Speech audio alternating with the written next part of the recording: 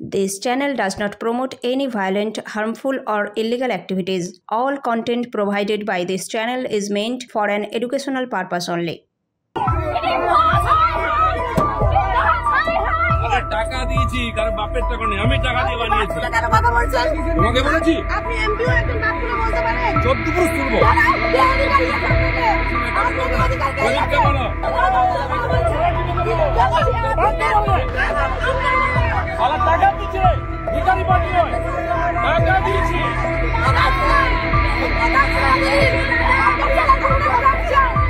উনি বাপ করে কথা বলছেন, উনি ভালো মতো বাংলায় রাজনৈতিক উত্তেজনার পারদ ক্রমশই চড়ছে। বারবার আক্রান্ত হচ্ছেন বিরোধী নেতারা। প্রথমে শুভেন্দু অধিকারীর গাড়ি ঘিরে উত্তেজনা বারুইপুরে, এরপর দিনহাটায় বিজেপি বিধায়ক নিখিল রঞ্জন দেকে ঘিরে বিক্ষোভ তৃণমূল কর্মী সমর্থকদের। আর এবার আক্রান্ত হতে দেখা গেল পশ্চিমবঙ্গের প্রাক্তন বিজেপি সভাপতি তথা বিজেপির দাপুটের নেতা দিলীপ ঘোষকে। খড়গপুরে একটি রাস্তার উদ্বোধনে গিয়ে তুমুল বিক্ষোভের মুখে পড়লেন দিলীপ ঘোষ।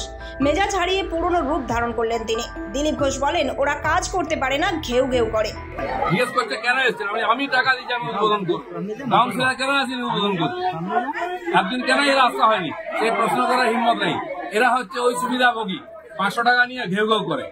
তার দাবি, যারা বিক্ষোভ দেখাচ্ছিলেন তারা সবাই তৃণমূলের লোকজন। এদিন গো ব্যাক স্লোগান দেয় বিক্ষোভকারীরা, এমনকি রাস্তার বোর্ডও ফেলে দেওয়ার অভিযোগ ওঠে।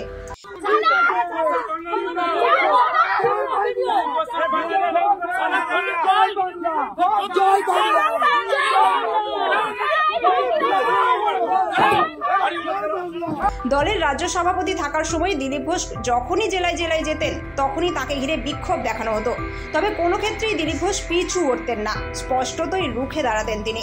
শুক্রবারও দেখা গেল দিলীপ ঘোষের সামনে যখন চিৎকার করছেন বিক্ষোভকারীরা, তখন একইভাবে পাল্টা মেজাজ দেখাতে শুরু করেন দিলীপ ঘোষ।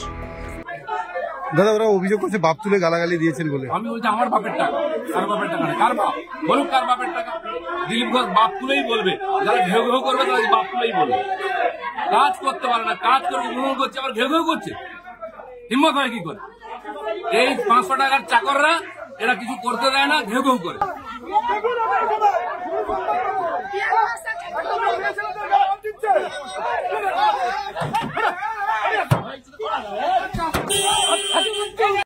সাংসদ থাকাকালীন রাস্তার জন্য যে টাকা দিয়েছিলেন, সেই টাকায় তৈরি রাস্তার উদ্বোধনে এসে বিক্ষোভের মুখে পড়লেন দিলীপ।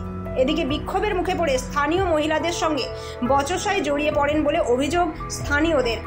ফের রাজ্যের পুলিশ এবং শাসক দলের ভূমিকায় প্রশ্নচিহ্ন। কারণ যেভাবে শাসনকারী গুন্ডারা বিরোধী দল ভারতীয় জনতা পার্টির নেতাদের ওপর আক্রমণ করছে এবং তাদের গাড়িগুলোর ক্ষতি করছে, এমন মনে হচ্ছে যে তৃণমূল কংগ্রেসের অফিস থেকে স্পষ্ট নির্দেশ এসেছে যে যা কিছুই হোক বাংলায় সন্ত্রাস সৃষ্টি করতে হবে এবং বিরোধী দলগুলোতে অশান্তি ছড়িয়ে তাদের মনোবল দুর্বল করতে হবে, যার জোরালো সমর্থন কোথাও না কোথাও বাংলার পুলিশের পক্ষ থেকে করা হচ্ছে।